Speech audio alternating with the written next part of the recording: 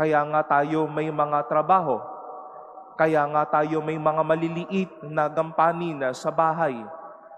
Kaya nga ang ating suporta, ang ating mga tahimik na pagtugon na presensya, salita, pagmamahal, gampanin kung nasaan man tayo, ay pagpapaalala sa atin na hindi tayo dapat winawala, hindi tayo isinasantabi, kundi tayo ay pinapahalagahan.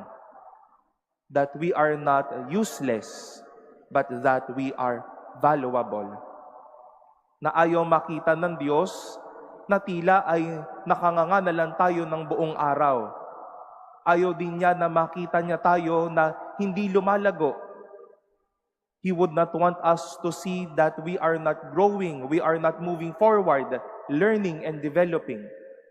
But He wishes us to see that we are valuable, that we can do such thing, big or small.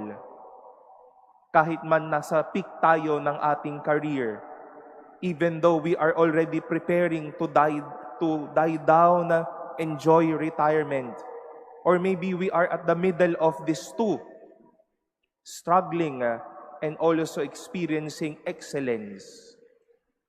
Such things, everyday work, everyday household experience, our faith contribution, our service is but an experience how God calls us to be valuable and not to be useless.